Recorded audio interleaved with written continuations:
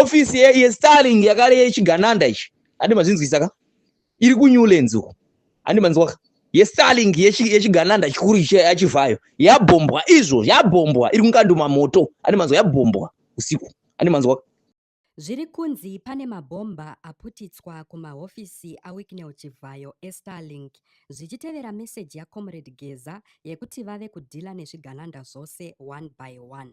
Ende kuri kuya dutu mupengo rinonzi chigwedere ende muri kutoriona ratosvika zvishoma zvamuri kuona pachamhanyiwa handitika zvichabata zvigananda izvo tinoziziva kuti munhu angobvi papawa zvokumhanya pati ucharuza ufumi hwako.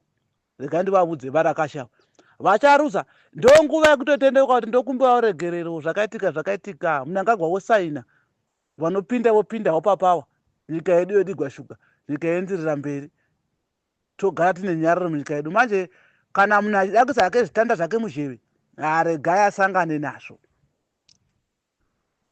ukadena ruwambira unorumwa ndirega ndikuudze izvozvo pamberi naGeza pamberi naComrade Nyaka Mabhunu.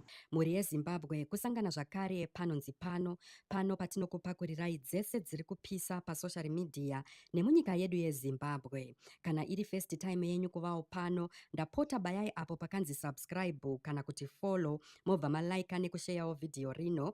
Izvi zvinobatsira kuti risvike kure kune hama neshamwari dzenyu dzisati dzariona. Bhomba iri riri kunzi raputitswa kumahofisi aWicknell Chivhayo eStarlink kuNewlands.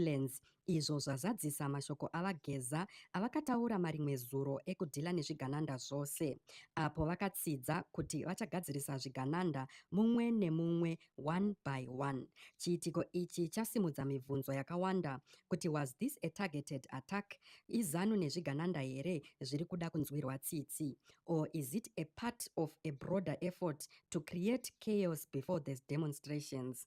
Nekuda kwekuti Zimbabwe yakatarisana nechiitiko chemusi wa31 vanhu vari kukurudzirwa kuti munyika muve nerunyararo, rudo nekubatana vachityira kuti munyika munogona kupinda mhirizhonga kana kutanga hondo mumazuva mashomanana aya atakatarisana nawo. Tose tinodavira kuti signari yauya zvigananda zvose yave nguva yavowo yekutesta their own medicine. Mhuri yeZimbabwe munoionawo sei iyi? Ngatisanganei mucomment.